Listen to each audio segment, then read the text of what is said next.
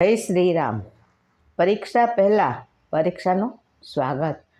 પરીક્ષા બોર્ડની હોય કે જિંદગીની હોય, આપણે પરીક્ષામાં સફળ થવા માટે રામબાણ ટ્રીક, આપણી આદતો, જેવી કે આપણે ભાવનાત્મક રૂપથી આપણે પરીક્ષાનું સ્વાગત કરો.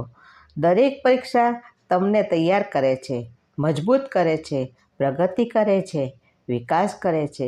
જો તમને ડર લાગે, ભય લાગે છે તો બધું નોર્મલ જ છે, ગભરાવાનું નહીં. તેના માટે તૈયાર થાવ. સારી ઊંઘ લ્યો, ભગવાનને ધન્યવાદ દેવો, પાણી પીવો, ચા પીવો, પણ બ્લેક ટી, ખાંડ વગરની ચા પીવો, સ્નાન કરો, પછી નાસ્તો કરી દરરોજ એક ફ્રૂટ ખાવાનું રાખો. બદામ અને મગફળી ખાઓ. ટેબલ સાફ અને સુથરું ચોખ્ખું રાખો. એક ડાયરી બનાવો. કોર્સ, ટોપિક ઇમ્પોર્ટન્ટ શું છે તે, કયા ટોપિક નબળા છે, કોની સાથે ડિસ્કસ કરવાની જરૂર છે, તે વગેરે પ્લાનિંગ સવારથી જ કરી લેવું જોઈએ. એટલું વાંચવાનું કે અમુક મહત્ત્વના ટોપિક લખવાના રાખો. 7થી 8 કલાક ભણો ને તેમાંથી 10 મિનિટ રેસ્ટ કરો. 1 કલાક રિવિઝનનો રાખો. મિત્રો સાથે કે કોઈ પણ આપણા વડીલ સાથે વાતચીત કરી ડિસ્કસ કરો. 1-2 કલાક લખો. પ્રગતિ કેટલી કરી છે તે જુઓ. સંતરા અને લીંબુના રસનો જ્યુસ પીવો અને ડાર્ક ચોકલેટ ખાઓ.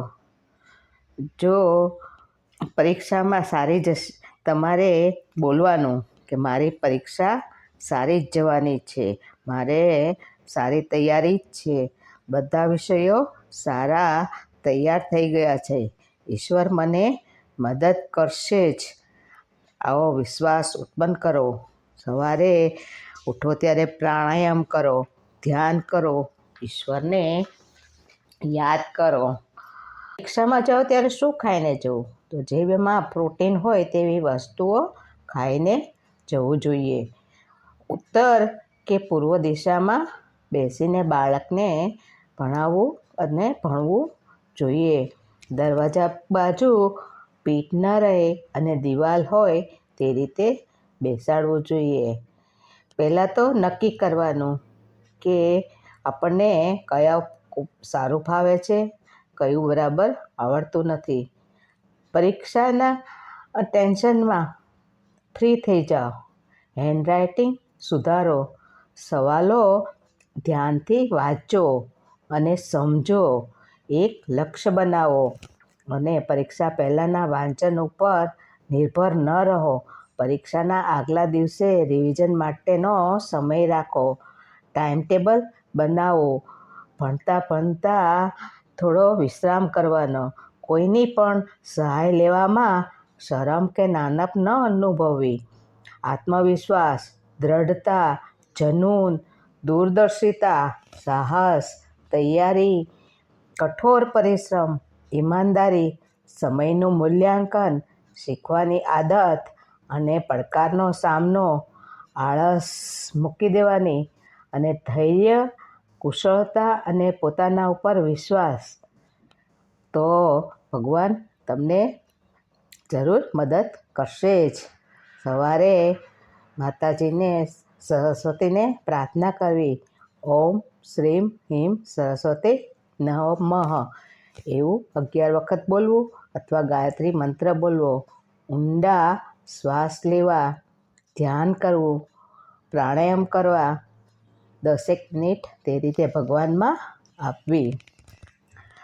પહેલા દિવસથી તૈયારી કરવા માંડો. ટાઈમટેબલ બનાવવાનું. નબળા વિષય ઉપર વધારે ધ્યાન આપવાનું. ડિસ્કસ થાય તેવી જગ્યાથી, ડિસ્ટર્બ થઈએ તેવી જગ્યાથી બચવું જોઈએ. વિષયો સમજીને વાંચવા. સ્વાસ્થ્ય ઉપર ધ્યાન રાખવું. પ્રોટીન વધારે લેવું. 5 મિનિટમાં મહત્ત્વપૂર્ણ સવાલોના ઉપર નજર ફેરવી લેવાનું રાખો. સવારનું વાંચન ફાયદાકારક છે. સવારે 5 થી 6માં ઉઠીને વાંચો, યાદ જલ્દી રહી જશે.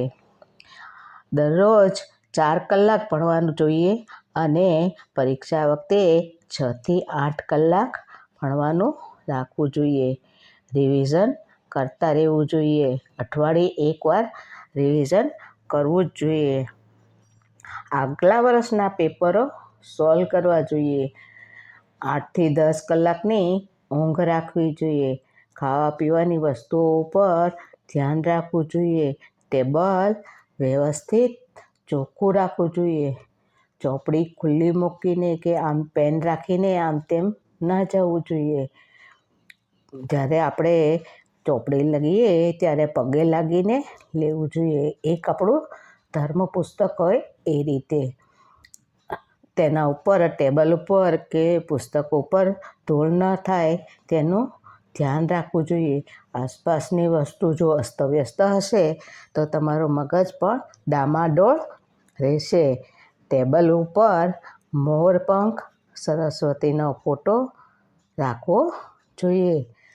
સ્મરણ શક્તિ માટે કાયમ સવારે